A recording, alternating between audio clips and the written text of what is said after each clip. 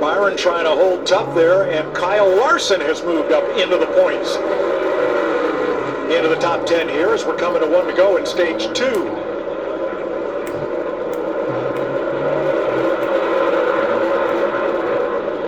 Final lap in this stage. It has been all Denny Hamlin for the first 2 stages of this race so far. Dominant. He's got pressure coming, D. Is this where you have to start thinking about keeping up with the racetrack, Kevin?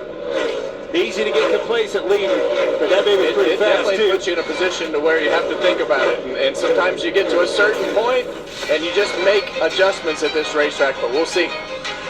Denny Hamlin sweeps the first 2 stages. Pit stops coming up.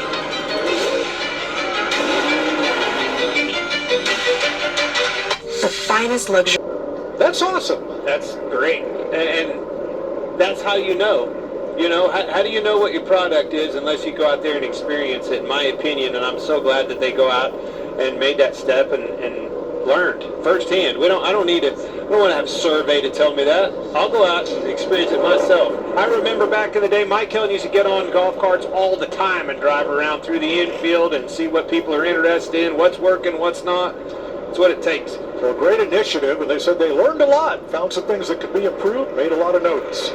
All right, end of stage 2 pit stops. All the lead lap cars will be in. Jamie.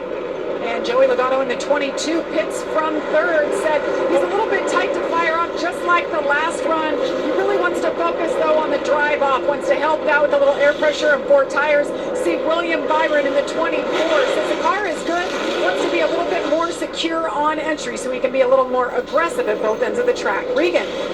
Ty Gibbs in the 54 car was very good that run, just a little bit tight center. Didn't think he wanted any changes though. In the 11 to Denny Hamlin, reminded to pit just a little further away from the wall. Ended that run a little tighter than he did the first run, but not bad. Denny Hamlin's going to lead Joey Logano. And Ty Gibbs off pit road after a fill-up of Sunoco race fuel with Poet zero carbon bioethanol. William Byron, Gibbs both had trouble. Denny Hamlin, for the 9th time, has swept the stages. How did I get here? Shooting all the action despite... Thank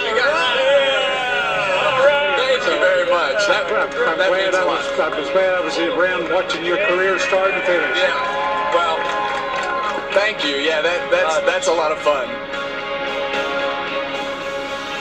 Well, from up here, we saw that look of surprise on your face, and did I see a tear? I was struggling all day, honestly. I was crying before we even got started, but no, that's a great moment, and I think that to have Mike Helton deliver that news means a lot to me, because he's been a father figure for so many of us in this sport for so long.